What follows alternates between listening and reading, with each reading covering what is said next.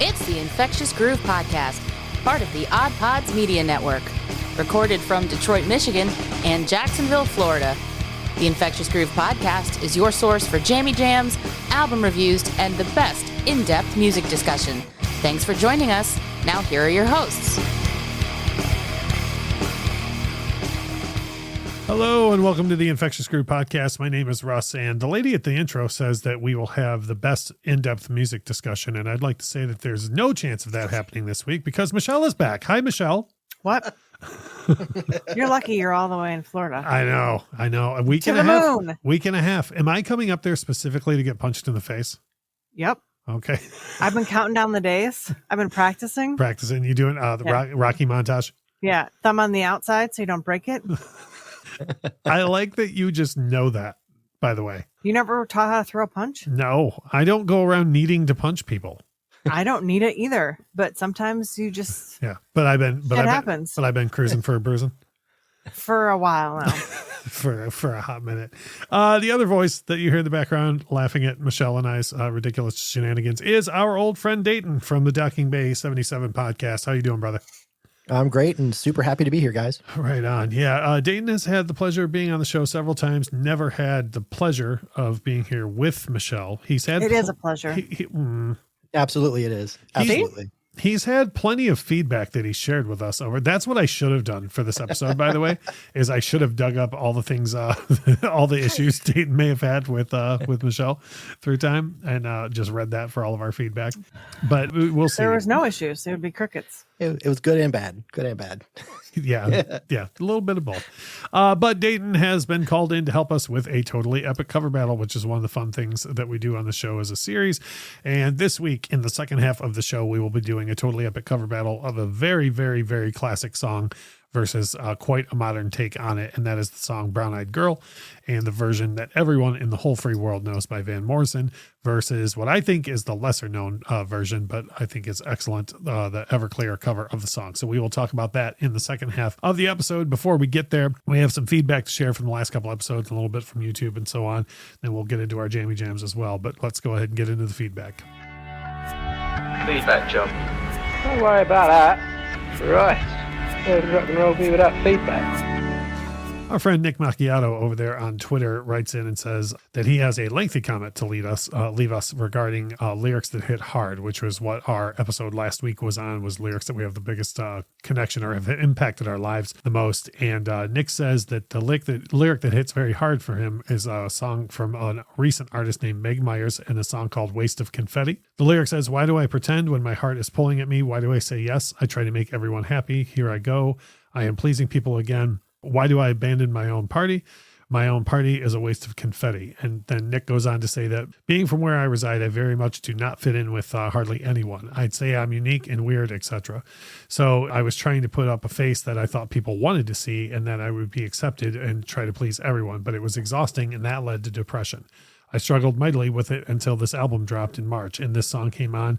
And it was the push I needed. I've now recently been more strong in my convictions and started being more outspoken in issues like trans rights, progressive ideas, women's rights, religion, and so on. I'm starting to say to hell with what everyone else thinks. I can say that I'm in a totally different mindset now. And to quote another great artist, I'm happier than ever, which I think is rad. I would say I love when any lyric comes along, like and actually in that episode we talked about stuff from easy over the past 50 years up to there was someone was quoting one of the songs off the most recent Shania Twain record from within the past year. So it doesn't really matter when the lyrics come about or how big or small the artist is. If it moves you, that's really all that matters. Yeah. Regarding our YouTube content recently, Seth wrote in and said, "I really got to thank the Beard Owl podcast for that Vince Neil cover on the Infectious Groove Podcast YouTube channel because I would like to say that I'm in the same boat as far as liking Motley Crue, but I really dig the energy he brings to that song." And that was, we did a video of 5 great covers of Elton John, and Lauren kicked off that video with a Vince Neil covering Elton John, and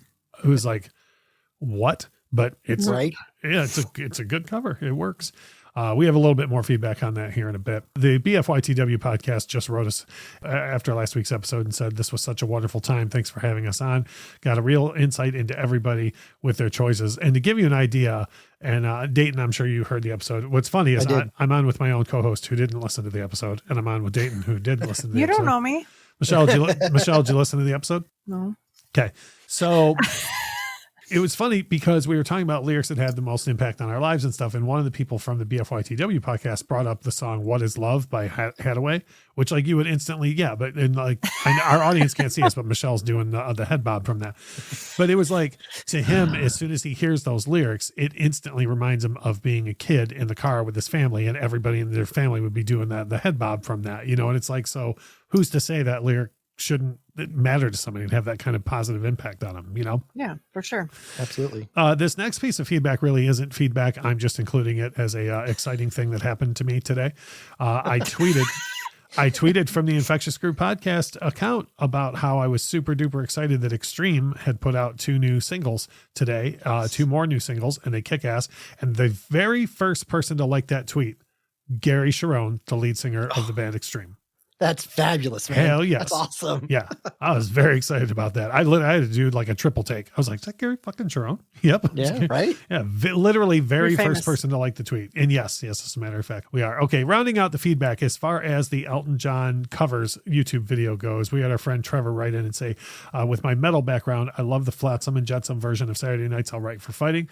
Super crunchy guitars and backing vocals that sound like drunken pub regulars, which is great. And I think, Dayton, you left a comment. That was yours too, right? Yeah, that was the first thing that popped in my mind. Actually, I had that cassette years ago, and I thought it was such a great cover. That's rad. Yeah, it's funny. I love this series. What's funny is that series of YouTube videos came about as a suggestion from the guys at the Itch Rocks, because they were like, you are always doing these cover videos or these cover episodes where you come up with covers that like we don't even know. So they're like, you should do a series on this and say like this name any artist, and here's 5 great covers of them that you've never seen. So we have a bunch of videos shot on that already. Of course, I worked Michael Jackson into that, so that'll be out. Lauren just shot a video the other day of 5 great covers of Def Leppard, and I hadn't heard any. Nice. Yeah, and I hadn't heard any of them. Like, they were really great covers. So yeah. So anyways, that was really cool. So the feedback and camaraderie with other music podcasts led to a whole new video series on YouTube, which is awesome. So you can leave us feedback, and you have a little bit of time to go. We have, I think, 4 more episodes after this one of the audio podcast that we're recording. So for at least the next couple of weeks, you can leave us feedback really anywhere, YouTube or social media, and we will be happy to read it on the show. Moving right along. Our jammies. As far as our Jammy Jams go, I have 3 things, and 2 of them are extremely related, but they're kind of in pairs. 1, Kelly Clarkson, who I have absolutely no shame in absolutely adoring. I think her last record from, 5-6 years ago is absolutely fantastic. It's one of my favorite records of the past 10 years. She put out 2 new singles this past week from her forthcoming album, which I think comes out in June. And I'm not a huge breakup album guy. Like I know it's very therapeutic for a lot of people, but like I don't really like to revel in it too much. You don't like Adele? No, that's one of the things that's a drawback from Adele for me. Like I know, like Adele and Coldplay, like people adore that about their records, and I'm just like, like let me show you some dashboard. No, well, I know. Well, and that's why I say this is hypocritical, but I adore these first 2 Kelly Clarkson singles. They're both, one's called Me and the other's called Mine. And if they are any indication of what the rest of this record is like, if I were her ex-husband, I would probably hide under the nearest rock and stay there. He should anyway. Yeah. Yeah. I've heard he's quite a piece of work, but, so Me and Mine by Kelly Clarkson have been my 2. This past Saturday, I had the pleasure of seeing the Lone Bellow in concert again, and they're regularly featured in all of our Jammy Jams, but there's a song on their latest record that I loved going into the concert. But then it's one of those things where when they did it in concert, I don't know, I just loved it even more. And I've listened to it a ton over the past week. And that's a song called Cost of Living, which is a song sung by Kaneen, the female of the group. And it's like a waltz type song. Oh, I adore it. I adore it. So I've been listening to that a lot. And then related to that, I have a history, and Michelle has a shared history of this, of not liking the opening acts for the Lone Bellow. Like for whatever reason, we by and large get openers that we tolerate for. or just drink outside. Yeah, or just get up and drink outside. Yeah. This Saturday was quite the exception. I saw a gentleman by the name of Stephen Wilson Jr. open for the Lone Bellow, and this guy was country. Just, I mean, this, and it was good stuff. And he used a lot of like guitar effects and stuff. So it was like really modern country, a lot of like echo and different effects and whatnot to make it sound like it was more than just him. But anyways, what I'm going to put on the playlist is a song that he had called Year to Be Young 1994, which is literally just an ode to how much he loved, spending some of his teenage years and how great of a year that was for everybody. And it's funny because for me, 1994 is my favorite concert year of all time, except I was quite a bit older than this guy, Yeah, me too. Yeah. How old are you? So for me, Michelle, how old am I? No, how old were you in 1994? Oh, and 19. I was 23. Yeah. I was 8. Yeah. So I'm the old on this episode. Russ, you're not the old anymore. Yeah, I know. Yeah. Everybody take it out on Dayton this time. I'm used to it. Go ahead. Yeah. But yeah, in 94, I saw Metallica a couple of times. I saw Pink Floyd twice. I saw the Stones on the Voodoo Lounge tour. Like it was one hell of a concert year. So wow. Yeah. So I was at the Floyd show. The second show I went to was the first time Pink Floyd played The Dark Side of the Moon for the first time in 19 years. I was standing there. So yeah, it was a thing. It was a thing. So anyways, those were my Jammy Jams. Dayton, what have you been listening to? Okay, so all of mine are very situational. They all revolve around some things I've been doing lately. So we just recorded an episode for my podcast on the fantastic Disney movie Meet the Robinsons. It's a wonderful movie, but Rob Thomas does a song for it called Little Wonders. This is my favorite Rob Thomas song. Every time that first guitar note strikes me up at the very end of the movie, I start crying. It's just such an emotional song, and it's perfectly placed in the movie. We actually even put it on our Christmas playlist because it kind of has that almost like a Christmas like family feel. But I love that song. It's like I said before, it's my favorite Rob Thomas song, and everything about it is just fabulous. So I've been listening to that a lot lately because we just recorded that episode, and even on the episode, I've said I just adore that song. It's so good. Yeah, I know the song. And I know of the movie, but I've never watched the movie. And because I am an infamous crier at movies. If I watch a movie that I've seen 100 times, like I said this in the episode we did about, or in a YouTube video we did about music biopics. Of course, you know the ending to the movie Selena before you watch it, right? I say this to anybody that will listen. If you ever want to see me cry like a small baby, put on the last 10 minutes of the Selena movie just because of the way it's handled, Right. So because I know that Rob Thomas song and I know that movie, I am never watching that movie. Oh, it's so good. I will weep instantly. Yeah. And it's one of those, just what you said, a lot of people aren't familiar with it. And so that's one of the reasons why we chose to talk about it. But it's perfectly placed, and it's just such a great song. So that's the first thing I've listened to a lot lately.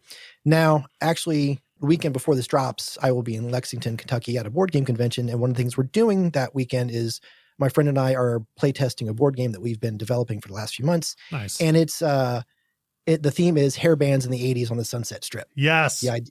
Yes. I figured you might like that. The idea is you're putting together a band, you're playing shows or whatever. So I put together a 3-hour hair band playlist to go along with the play testing. So as I'm sitting there playing the game, these songs are going through, and the one that always stuck out every time it came up is Wanted Man by Rat. Oh, now, what a jam. I'm not a big Rat fan, but I love that song. It's just such a great song all the way through. And I think that song and Lay It Down by Rat are both really underrated Rat cuts. Yeah, absolutely. Talk to me more about this game board convention. It's in Lexington, Kentucky. Yeah. It's such a cool thing to do, to develop a board game and then have people play it. That's such an amazing thing. I never even think about the people who do that until you said that. Well, it's quite a hobby and almost like an obsession now between the two of us, my wife and I. We have 700 board games. So, and we're part of a couple different conventions. I think I've told you about this before, Dayton, but we have some friends down here in Jacksonville that are super huge into the board gaming, and we are barely dabbling in it, right? But yeah, it's a whole culture. It's a huge thing. Yeah. I didn't even know there were 700 board games. Oh, there's more than that. Oh, there's way more than that. Yeah, there's way more. In fact, my wife's going to Florida in July for Dice Tower East, which is another board game convention. So there's one in St. Louis called Geekway. Yeah, it's quite a thing. So that's rad. Interesting. But yeah, hopefully when we get it done, somehow we'll get it together and you guys can play it. Hell yeah. Awesome. Yeah. Send it. Trust me. Send it down here. We will have we have friends that have day-long parties, which I'm sure you're used to. Absolutely. And we attend occasionally because like we're not good enough at any one game yet to not drag things down. Oh, I lose all the time. I just love playing them. It's okay. Yeah. Well, I don't want to be the guy that's constantly asking, okay, tell me again how this goes. You know what I mean? So like her and I are trying to learn, but I would love to show up with a game and be like, try this, Right. All right. So sounds good to me. So anyways, go on. What else you got besides Rat? Well, because of this cover battle, I went back and started listening to Songs for American Movie Volume 1, which is what, of course, the cover comes from Everclear. Right. Yeah. And Michelle I love that. I'm sure she did. Yeah. Mm-hmm. I'm sure she did. But I love the album all the way through. It's a great album. But sure is. The one song that always gets stuck in my head is AM Radio. Oh, yeah. I love that song. It's great. It opens up with the mono sound, and then they have that little effect on his voice, so it sounds like he's speaking through a mono. It's so much fun. It paints that that 70s image in your head of listening to the music and trying. And everybody, well, maybe not everybody, but people in my age range, you remember sitting at your radio trying to catch that song and trying to record it and everything. So. That's such a nostalgia song for me, and it's just got a great chorus and a hook to it. So yeah, AM Radio is my third Jammy Jam. When you talk about that stuff, before I move on to Michelle, first of all, do you have others, or those were your three? Those were my three. Yeah. Okay. Just making sure. So I've talked about this a lot on Twitter, and I've talked about it on the show that there's a iHeart radio station that's free where you can listen to Casey Kasem countdowns 24 hours a day. I've never heard you mention it. Yeah. Oh yeah. I've mentioned it a few times. Michelle, listen up because you're about to get some great news here. But the other day, and I have no affinity for Leonard Skinner at all. Like I don't hate them, but I don't love them. Like the Leonard Skinner's just there. Okay. Right. And the other day, I had it on in the background, and I heard Casey Kasem set up and introduced Sweet Home Alabama when it was a brand new single.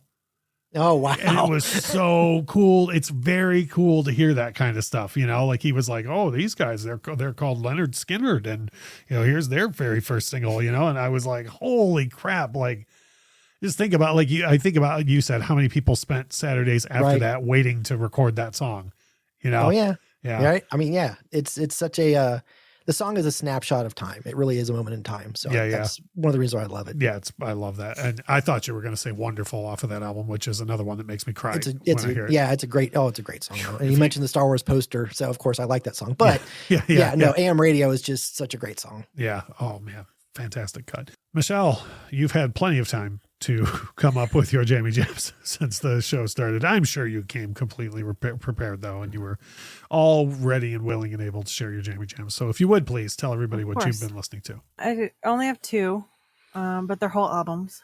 I've been alternating between Matt Mason's Bank on a Funeral, which I know is no shock to anybody. Which version? Not the stripped one. Okay. Only because, I don't know, I just wasn't feeling it. It's more upbeat is not the right word. But anyways, so I've been putting that on and then going back and forth between that and Kaleo. Kaleo. We think it's Kaleo. Sure. That sounds right. Yeah. Surface Sounds. And that's, of course, not going to be any of a surprise to anybody. And that got sparked off because I remember that almost a year ago, we saw them at Red Rocks and I was like, oh, I haven't listened to that album in forever. And I've been putting it on and now I can't. Oh, and that sparked Matt Mason because that was the tickets that we were supposed to see. Remember, we were supposed to see Kaleo and Matt Mason, and then the pandemic happened, and it made me sad. And I was like, "Oh, I'm going to listen to more Matt Mason." So I've been reliving something that didn't happen. Right. No, I had forgot that you had gone to Red Rocks until we were conversing with the Lone Bellow themselves the other night, and somebody had asked them some of their favorite venues to play ever were. And of course, if you've ever played Red Rock, that's of course going to come up in the conversation, right? And the Arc, I'm sure I know how much they love it there. Right.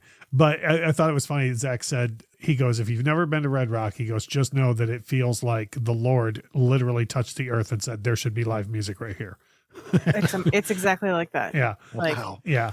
And so I was like, oh, okay. Yeah. But then I was like, because my two venues in life that I want to see a show at is Red Rock and the other is the Hollywood Bowl. I want badly to go see a show at the Hollywood Bowl. And, but yeah, and I was thinking about that. I was like, I don't know anybody other than my friend Mike, who used to live in Colorado, that's been to the Red Rocks. And I was like, oh crap, Michelle went there. But I mean, like, who can expect you to have traveled or spent money on music? You know what I mean? Not only did I just panic buy the tickets a year in advance, I didn't even have a babysitter. I didn't even know if we would be allowed to leave. I just was like, you know what? We're making this work. And I did. And then I fell off a Segway. It was great. Yep. Hey, real quick, Michelle, actually, I'm reminded of feedback that we had last week that I'd like to bring up. It was a direct question for you. Oh, God. That we had. Our friends Sean and Chris wanted to know if by the time this show ends, will you still have the gift card that I bought you? I still have it. Yeah, you still do right now, right?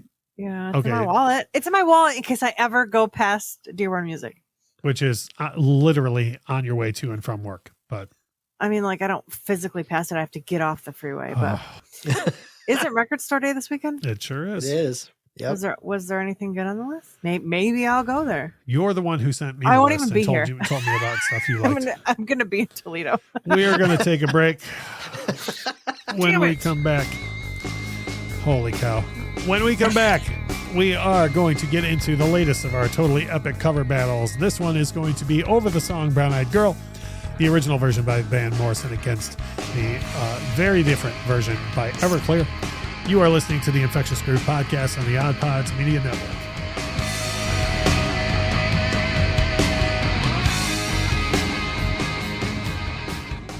Hey, it's Dalton. And I'm Sam. Sam and I love to talk, and when we do, we talk big. Of course, you're talking about the Big Ten. You said it. We were formerly Big Ten plus 4, but we knew a change was needed. Yep. With the conference growing to 16 teams in just over a year, we decided to make our name something that reflects what our show is about while allowing the conference to keep growing. We are proud to announce our new name going forward is Big Talk. Catch Big Talk each week, just as before, on the ASAP Network. And later that day on Odd Pods Media, we bring you college sports with a Big Ten flavor. Big Talk. College sports with Midwest perspective. Blue collar and blue blood. Hey, you there. We've got a question for you. Are you tired of clickbait stories and the loudest voices driving discussions in culture and entertainment? If so, I'm Dylan. I'm Kendall. And I'm Corey. And we host the podcast From the Middle. We're middle-class guys living in the middle of America, in the middle chapters of our lives with points of view somewhere in the middle. We take a more reasonable and centrist approach in our discussions covering genres like comedy, culture, entertainment, and interviews, with really interesting folks like business owners, comic creators, doctors, news anchors, New York Times best-selling illustrators, professional stand-up comics, and more. We really value a relaxed and conversational podcast, one that we hope is so fun and laid back, you'll forget you're not actually hanging out with us. So search at From the Mid Pod, just like it sounds, or check us out everywhere you can find podcasts.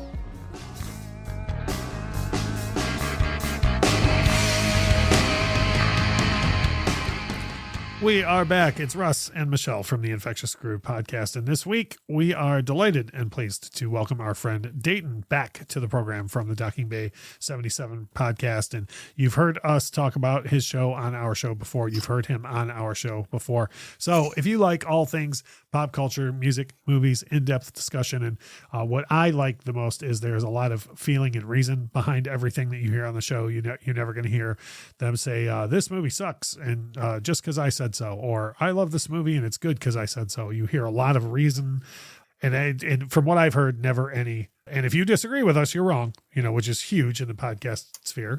Well, that's what you say, Russ. That is not what I say, Michelle. That's what you used to say? That's what I used to say.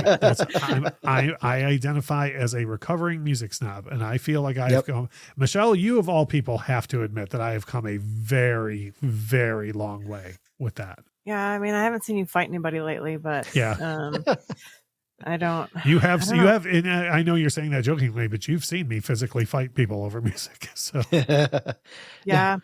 I agree though. I understand. I am a recovering movie and music snob, so I understand completely. There's a running joke in the podcast where I say, somebody else says something that disagrees with you. I'll say, well, it's okay. You can be wrong all day long. That's fine with me. But it's all in fun. I mean, we even did a top 7 bad movies we love, because we know they're bad, but we still love the movies. So it's okay.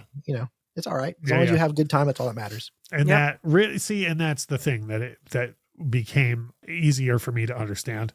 As I got older, I used to just be like, nope, nope, no one should enjoy this, you know. And now I'm like, oh, wait a minute, it's fine if they enjoy it. I don't have to listen to it. Right.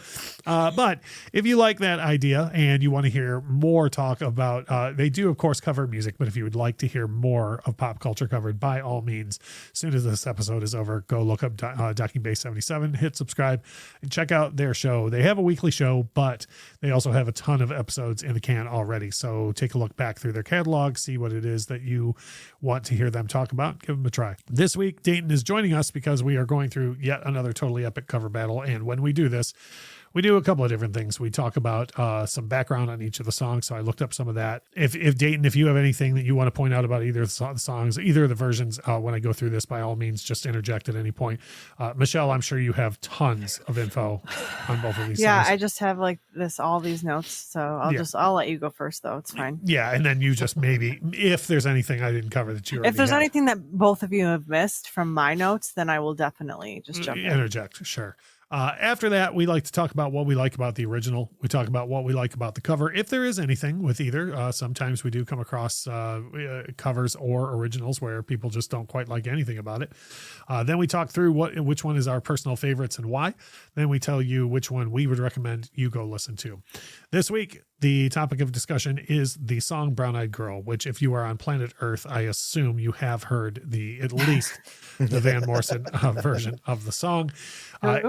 If by chance, one of those things is there's a slight chance you might not know this song by name, but if you don't know it by name, if you bring it up on Spotify and hit play, you're going to know it in the first 3 seconds. The song was written and recorded in March of 1967. It was released as a single in June of the same year. This is just kind of a fun fact I didn't know. The Sweet Inspirations sang backup on this, and that is the female group that used to sing with Elvis Presley. So that was a neat thing for me to find out. It's like the time that I found out that Ronnie Tutt played drums on Piano Man. And I'm not a huge Billy Joel guy, but like I love Ronnie Tutt's drumming with Elvis. And I had no idea that he was the guy that played drums on Piano Man. Here's something else interesting. This was originally titled Brown Skinned Girl. And Van Morrison has said that there was no reason for the change. He says that when he got in the studio, he just sang Brown Eyed Girl instead of Brown Skinned Girl. Because when I found that out, I initially figured, okay, well, there must have been some politicking in play, right? Like somebody at the label was like, no, you're not calling it Brown Skinned Girl. Right. Or just common sense. You would think it's like, that's a bad idea. Yeah. Like, I don't know. In the 60s, I feel like it would have been pretty divisive. I would think. When did Brown, what is it? I thought you were going to say the Detroit riots. I was going to say 67. No, the Rolling Stones song. Brown Sugar. Yeah. Brown Sugar. When did that come out? That was 70s, wasn't it? 70, 71. And that song is not okay. No, well, I concur. Well, to be clear, Dayton and I aren't saying people shouldn't have sang Brown Skin Girl. We're saying that somebody along the way probably would have been like, yeah, we can't release that, because segregation was still unfortunately spoken about out loud all over the place. So, but if you hear Van Morrison tell it, he says that he just got in the studio and sang Brown Eyed Girl. I have no reason to disbelieve him. I'm just saying that was my thought when I first heard it. Many radio stations refused to play the song upon release because of the lyric "making love in the green grass." Where else do you make love? I don't think that was the concern. I don't think the where was the problem, Michelle. It was the making love part. Oh. I love how sincere that was. That you were like, what was he supposed to list off the bedroom, or what was like? No, it was the part that they were upset about. Oh, prudes. Yeah, I know. Well, Michelle, it would appear you need to learn something about the 60s because it was quite a different time. Yes. No thanks. Yeah. The song went on to be on the chart for 16 weeks and it peaked at number 10. That's a little bit about the original version. Now, Everclear came and covered the song as part of, as Dayton mentioned in the first half, it was included on their album Songs from an American Movie Volume 1, which was their 4th studio record, and it was released July 11th in the year 2000. And that is one of those things that made me feel super old instantly when I looked this up the other day, because I think of that record, I don't know why, but I think of that record as just having come out like a couple of years ago, quote unquote. Right. And it is, nope. You're real wrong. Yeah. Yeah. Thanks, Michelle. Yeah, okay. That's a good note. I'm real wrong. What were you going to say? What were you going to say, Dayton?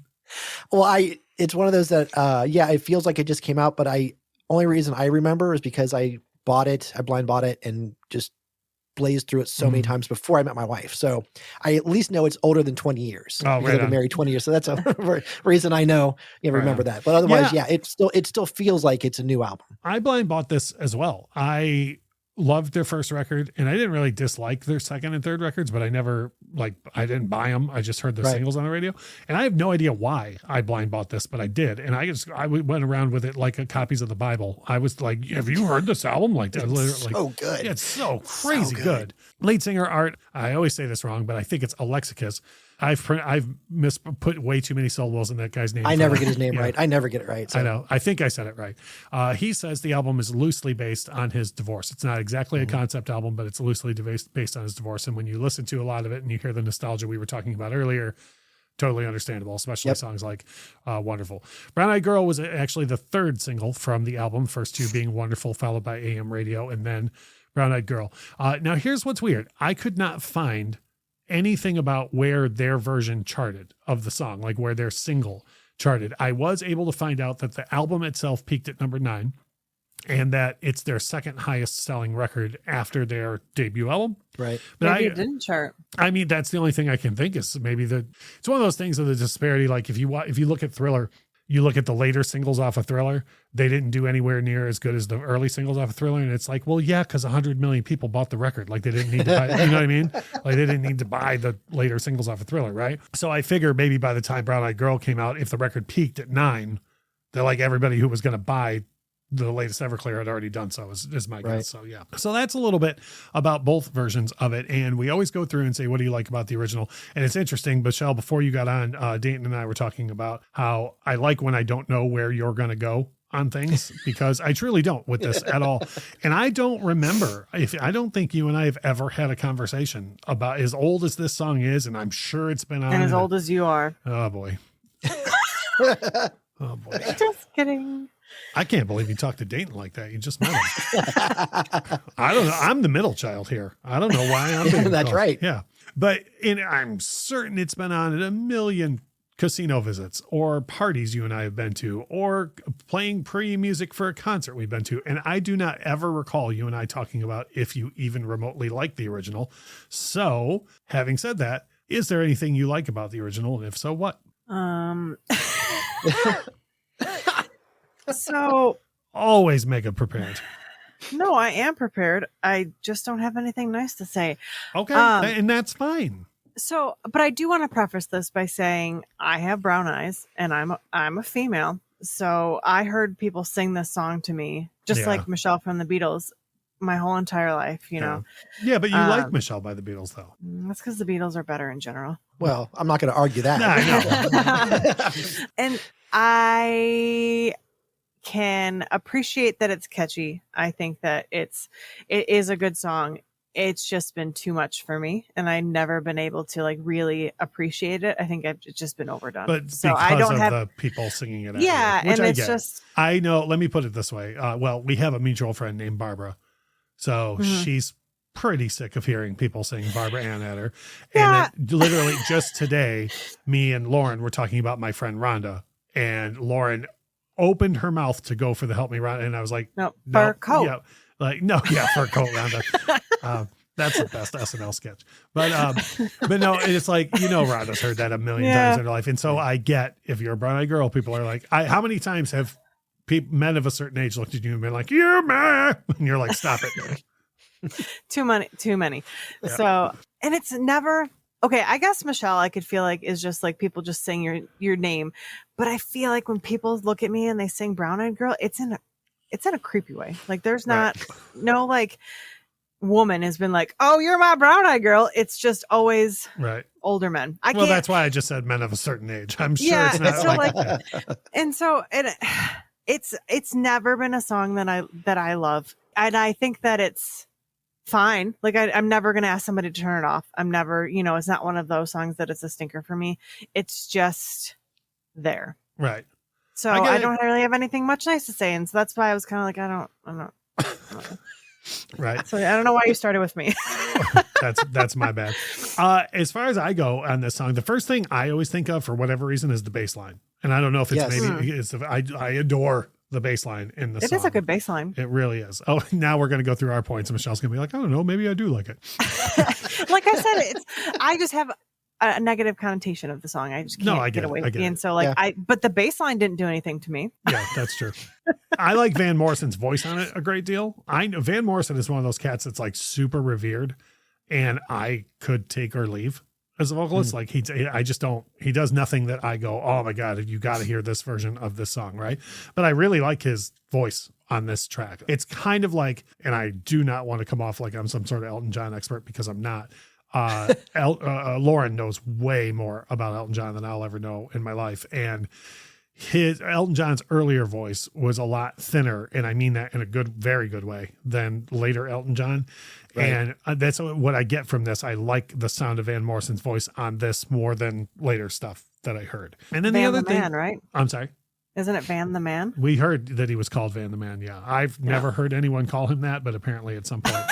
That was me neither. That's new to me. We looked it up one time because somebody said that, and it was like a common nickname for him at one time. They're like, oh yeah, don't you know? Everyone calls him Van the Man. Yeah, it's not something I'd never heard.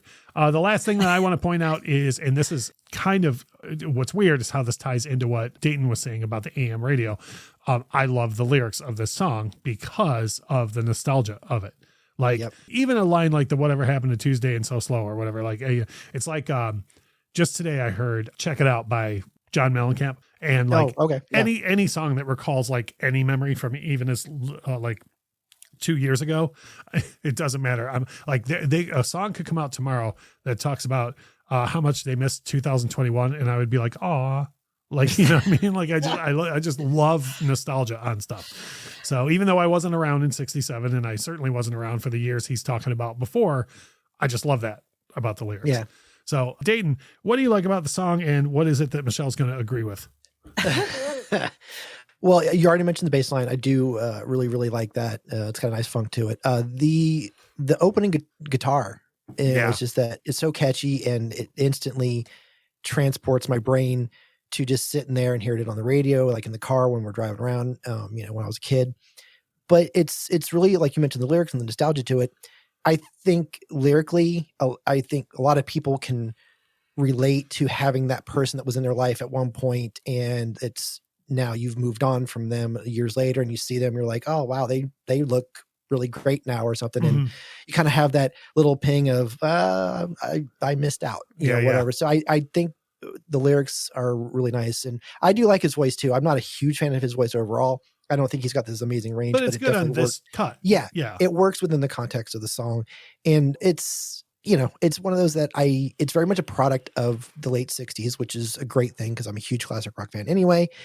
And personally, I think it's a perfect pop song. It gets in, gets out, and it's got a nice hook to it. Oh, and it's yeah. over. And I would argue at that time, it doesn't sound like all the rest of the pop either. Like the pop of 66 through 70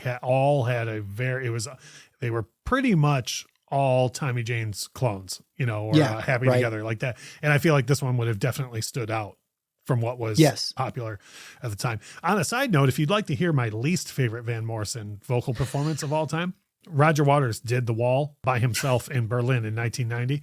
And he had a bunch of quote unquote all-stars fill in to sing David Gilmour's vocals on across the record.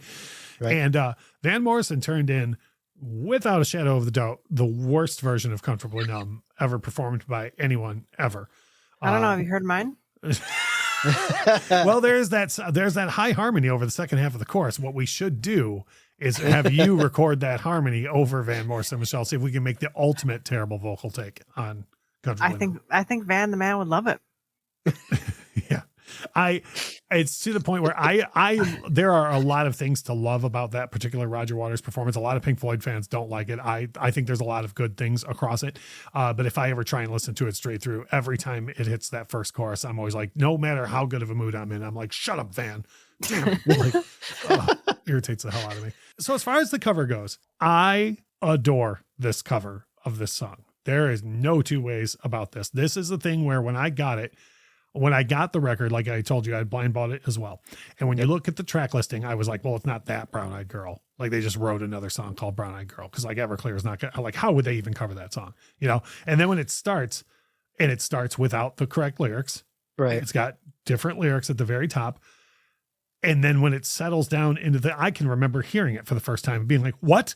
Well, oh my, this is awesome. Like I was like so in love with it from the very first second that I heard it. I was just, couldn't believe it. So the whole vibe of their cover is so cool and different. And it's like upbeat and downbeat at the exact same time, because it's like, it's bouncier and happier than the Van Morrison cover or than the Van Morrison version. But the way Art sings it makes it sound like you said, Dayton, like the, where you see someone and you quickly think of like what could have been. Like he sounds real bummed that things didn't work out. You know what I mean? Like it's just crazy. I love that they took it in a completely different direction. To me, to me, this is a song. If you were like, we're going to cover Brown Eyed Girl, I'd be like, well, why don't you just play it on the jukebox though? Because you got to do the song the exact same way. Holy cow, they didn't do this the exact same way, like at all. Like not even close. The last thing I want to mention before Michelle, get ready, because we're going to you. Oh God. Go to you next. I usually hate any lyric change on any. If you're going to cover a song, just do. I don't even like guitars. I don't even like that's why I said usually. Calm yourself. I'm going to get through some points here real quick. It's going to be just wait. You get to punch me in a week and a half. Just hold. You're cruising. So. I don't even like when people change pronouns, like when a female changes he. Like we covered this when we did the cover battle for White Stripes versus Jolene. I love that Jack White was secure enough to leave the song "Please Don't Take My Man." Right. And I hate when people change even minor things like that. Yes, Michelle, the Boys of Summer one qualifies. Just because I think it updates the song in such a cool way. It's the exception that proves the rule. It's probably the only other exception outside of this where someone has changed the lyrics. And not only did they change the lyrics, they add whole lines. And it's almost like when the song starts, it's almost like Art is explaining to you what the song's about in case you missed it.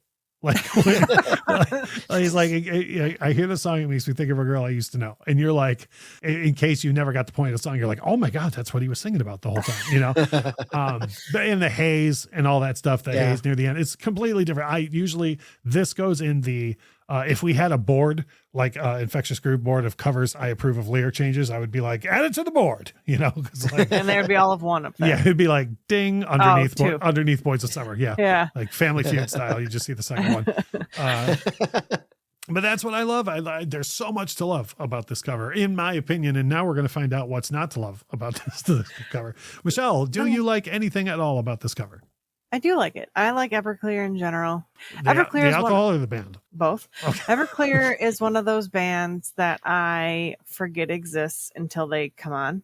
Right. And I'm just like, oh yeah, I should totally check them out. And I never do. 90% of music artists. Yes. Yeah. But everything I've heard by them, I've liked. I've never found any, and they have a ton of singles, and I've loved everything. So I really do enjoy this cover, even though if it's a cover of a song that I don't like, which is weird for me. And I really enjoy the way that it starts with the harmonies.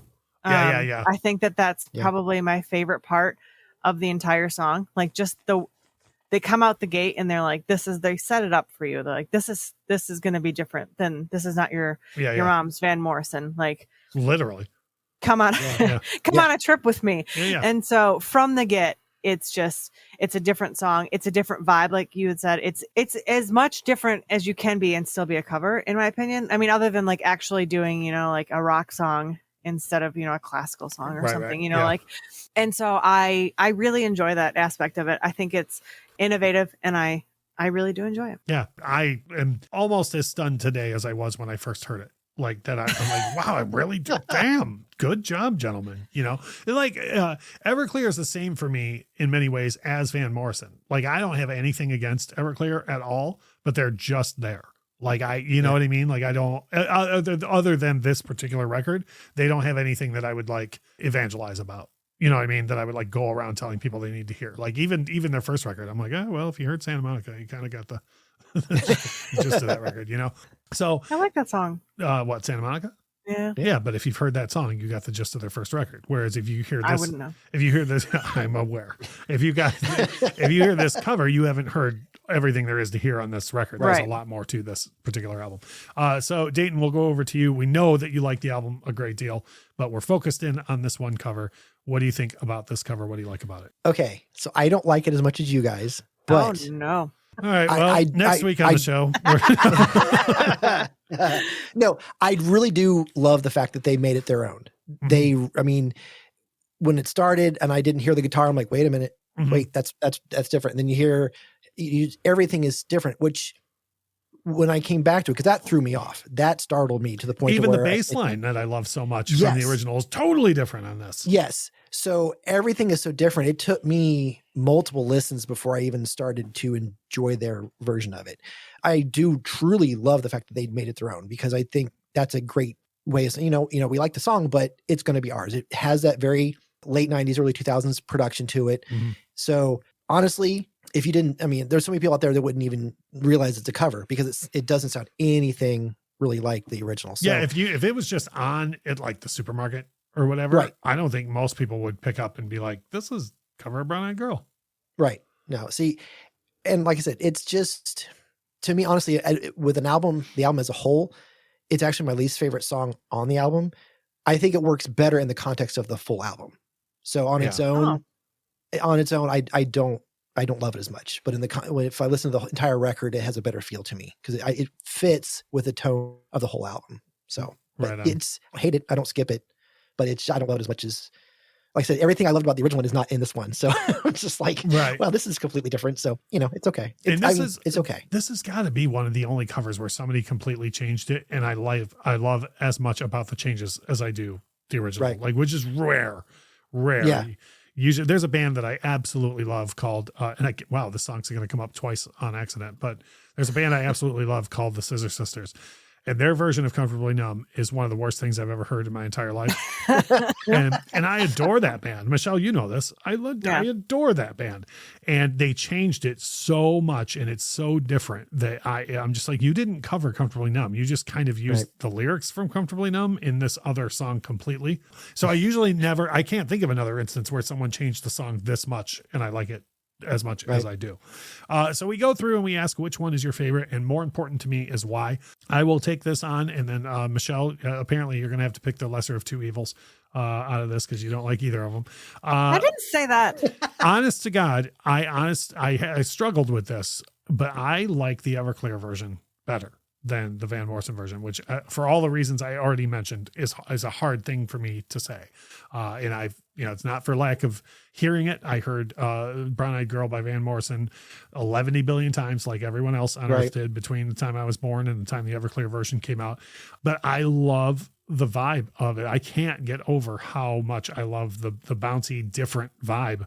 And even the harmonies on the vocals that was mentioned, and it probably even sometimes you hear a song so many times that I kind of welcome the lyric change on the Everclear one, just because it adds more to what I already knew 11 million times before that.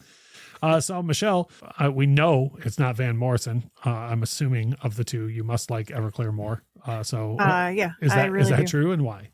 It's true because I like Everclear and I don't really like Van Morrison. Which is fine. No, I mean, like I just can't.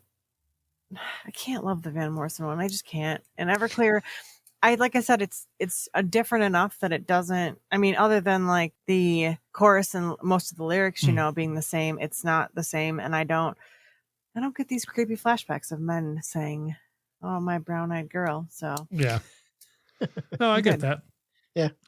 Dayton, we'll go over to you, and you can tell us which one is your favorite and then why. Well, the Van Morrison one's my favorite. I think mostly just because I grew up with it, and there is that nostalgia feeling when I hear it. And I mean, it's just my favorite. I don't know. But if somebody says that song title, that version's popping in my head. For sure. I get that. Yeah, totally. That's one of, and actually I enjoy singing along more to Van Morrison's version than Everclear's version. No, I hear that too. But I do bop more to Everclear's version. So. Yeah.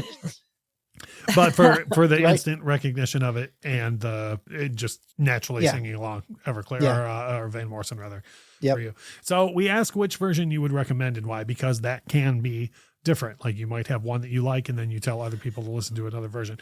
For me, I'm going to start on this one as well. This is one of those weird things because I feel like everyone on earth has heard the Van Morrison version, right? So it's not like I'm going to find someone and be like, oh, here's a song you should hear. Like you probably never heard, you know? But honestly, and I've done this, I can't remember which one, but I've done this with at least one other cover battle. If I did come across a person who has never heard either version, I would still tell them to listen to the Everclear version first, because if it is, it's probably a person who's younger, you know, who's not heard that. And so they would probably like that first, like get them hooked into the song and then be like, and also you should totally check out how different the original was of it. Because I don't think this is an instance where if somebody heard the Everclear version first, that they would just instantly dislike the original because it's so different. Like I think you could have the same thing happen in reverse where people would be like, wow, like, you know what I mean? That's what I would recommend. I would tell people go with the Everclear one first and then go back. Dayton, I'd see this as one that could go either way for you, in my opinion.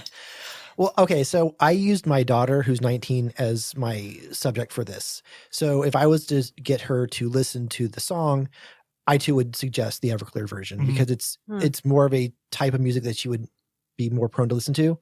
So if I was going to get somebody to say, you know what, why don't you check out this? And then if they like it, then I would do the same thing and have them listen to the original. Like a gateway drug. Yeah, I was going to say. Yeah, exactly. I was going to say, hand it to someone. And then when they're like, I like this, be like, okay, good. Cause it's the 60s. See, and then play the original for them. They'll be like, holy shit. But yeah, I totally get that reasoning. Yep, exactly. That's more or less what I was thinking too. Yeah. Cause I think it'd be hard to find somebody who's ever heard the Van Morrison version. Yeah. Michelle, so which one would you tell people to listen to first and why? So I originally was going to say the Van Morrison version, but you guys have both changed my mind because I think that you're right. I think that if I was going to find a human on earth who hasn't heard it, they're probably going to be of the younger generation, and the Everclear one is going to be more their vibe. And which is weird because I don't really love the Van Morrison one, but I think that you have to check it out. I think that it's just part of being a human. And listening to music in an English speaking country, I just feel like you have to hear it. Like you can't escape it. So, but I think if I'm trying to sell it to somebody, you know, like I think Everclear is the superior version. So that's what I would start with. Right on. And that's why I know I've said this before with and without Michelle on the program when we're doing it, but I love that you added that question, which one would you recommend? Because it's a totally different spin. You wouldn't think it is, but it is. No, it is. When you first said it, I was like, why would we have that question? And the more I thought about it, I was like, holy shit, that's exactly why we would have that question. So if you are a person who has not heard Brown Eyed Girl in this whole episode, you're like, what is this song they're talking about? That's so commonplace. Both of them will be on the playlist along with all the Jammy Jams that we had. And then what we are firmly recommending across the board between the three of us is that you listen to the Everclear version first. And then if you like that, boy, do we have a cool and different version for you to hear as well. Dayton, thank you so much, first of all, for not this particular guest appearance, but all of the support and everything that you've given us on social media over the years. Dayton is always retweeting and throwing up music suggestions to us and always been a big supporter of the show. You were when we first announced that the show was going away, you were the first person on social media to react. And it was, I'm surprised there weren't explicatives involved in your tweet. Boy. I was trying to be nice. I didn't want to get banned, you know? Yeah. Thanks for changing nights on us. I appreciate that. Yeah. And also because Michelle had last minute change. So we appreciate you coming in. Last minute forgot. But also thank you for having us on your show. Thanks for always coming on our show whenever we're, looking for it. You know this, and I've said it before, but just because the regular version of the show is going away, doesn't mean, if you ever want to have us on your show or whatever, we'll always come back. I just recently saw the movie Almost Famous for the first time in my life because of you. So, so if you ever want us to come around and discuss things. Well, good news, because of last week's episode, now I'm going to tell you, we're covering Galaxy Quest in December. So oh my God. Have you for that. Oh my God. I need to be on that episode. I love that show so much. Oh my God. In December? Well, that's because it's on the anniversary of its release. Oh, I was like, geez, you have your schedule? Yeah, yes, I do actually. Michelle, I'm already starting. I already have next year's schedule working on that now too. Dayton does this crazy thing where he plans out his episodes. It's insane. Andy makes board games. Are you like the most organized human on planet Earth? I try to be. I'm also trying to write a book with a friend of mine too. So as if I don't have enough to do as it is. Do you even have a day job? What do you do for work? I carry mail. I'm a mail carrier. Do you? And actually today, when I turned the corner, so interesting, honestly. Well, hey, when I turned the corner today to go down the street, there was 6 cops blocking the street, and 3 of them had shotguns out pointing at a house. So I turned around and went the other way. Good call. I kept working, but I just didn't do that street. Yeah. You're like, sorry, no one's don't get your mail today. No one's getting their mail today. Sorry about that. Reason for no mail, shotguns. Yes. Yeah. That's all I needed. Next week on the program, we are going to be joined from another one of our favorites. Sean from the Dad in the Rock YouTube channel is going to swing back around and make another guest appearance on the show. And it is my turn for an album pick. And I'm glad the 2 people on with me right now are sitting, because the artist that I have chosen for that is Michael Jackson. And it's what? Yeah, I know. Can you believe it? Well, and I thought we haven't even covered my second favorite MJ record in the 3 years we've been doing this show, which is Bad. So I was like, you know what? We're doing Bad. Wait, the album is bad, or it's bad that we didn't cover Bad? It's bad that we didn't cover it, and the name of the album is Bad. Oh. So yeah. It's a twofer. Yep. So we're going to go through that and review that with Sean from Dad in the Rock. So that will be a whole lot of fun. That will happen next week. And like I said earlier, we thank Dayton for being on the show. If you like pop culture, board games, video games, movies, music, and good discussion about those things, make sure to check out his podcast, the Docking Bay 77 podcast. So this show is going to wrap up in a second. Before you close your podcast listing app, look up Docking Bay podcast or Docking Bay 77 podcast, hit the subscribe button, give them a listen, and then make sure you listen every week when their episodes come out. Like we always say about this time, without music, life would be a mistake. Bye. Bye. Bye. The Infectious Groove Podcast is hosted by Russ Robinson, Kyle Wimple, and Michelle Casalecki. Produced and edited by Russ Robinson. Intro and outro music composed by Chris Kimmel. Recorded with a Rode Podcaster Pro and Rode Pod mics.